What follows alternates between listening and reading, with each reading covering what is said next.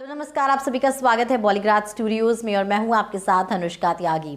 पूरी दुनिया में इंडियन सिनेमा का डंका बजाने वाली दो फिल्में केजीएफ और पुष्पा के लीड एक्टर्स अल्लू अर्जुन और यश को आज पूरी दुनिया से बेशुमार प्यार मिल रहा है।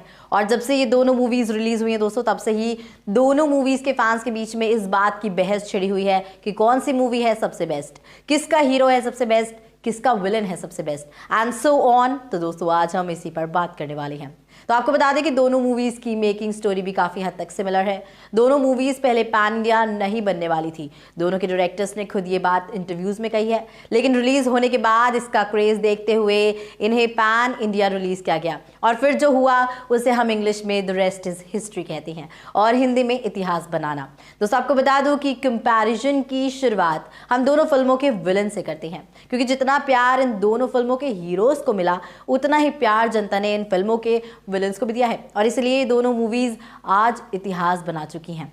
दोस्तों तो जैसे कि हम सब जानते हैं कि केजीएफ से अभी तक का सबसे बड़ा विलन अधीरा रहा है, जिसने हमारे प्यारे रॉकी भाई को लगभग मार ही दिया था और एंड फाइट में भी अधीरा ने रॉकी को मार ही डाला था। और वहीं दूसरी तरफ पुष्पा 2 का मेन विलन शेखावत होने वाला है, जिसे हमने पुष्पा द राइज के एंड में देखा था और बंदे ने सिर्फ 15 मिनट में ही मूवी को अपना बना लिया था। और जब पुष्पा पूरी मूवी में किसी के सामने नहीं झुका था, उसे शेखावत ने झुकने पर मजबूर कर दिया था और उसे झुका भी दिया था। लेकिन फिर मूवी के एंड में ब्रांड करने की वजह से पुष्पा के हाथों बेइज्जती हो गई थी उसकी, जिसके बाद वो बदला लेने के लिए आग बबूला हो रहा है। तो विलन के कंपैरिजन में तो सीधे सीधे अधीरा ही जीत रहा है, यानी कि अधीरा इस वक्त शेखावत से बड़ा विलन है। तो अगर शेखावत को इसे पलटना है तो उसे पुष्पा 2 में कम से कम 2 बार पुष्पा को हराना पड़ेगा।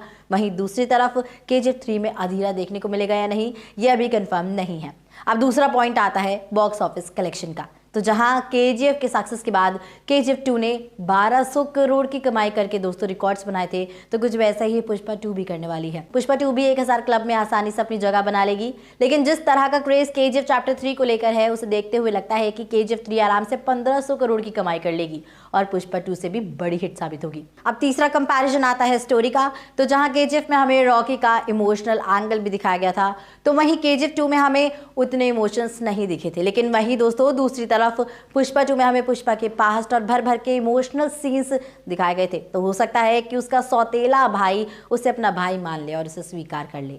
वहीं केजीएफ 3 की बात करूं तो उसमें हमें फ्लैशबैक में रॉकी और रीना के बीच में लव रोमांस वाला इमोशन दिखाया जा सकता है। तो दोस्तों आपको इन दोनों में से कौन सी फिल्म ज्यादा पसंद है, कमेंट सेक्शन में जरूर बताइएगा। इसी के साथ मैं लेती हूं आपसे इजाजत। हमारी आज की राइटर है मनीषा प्रधानी।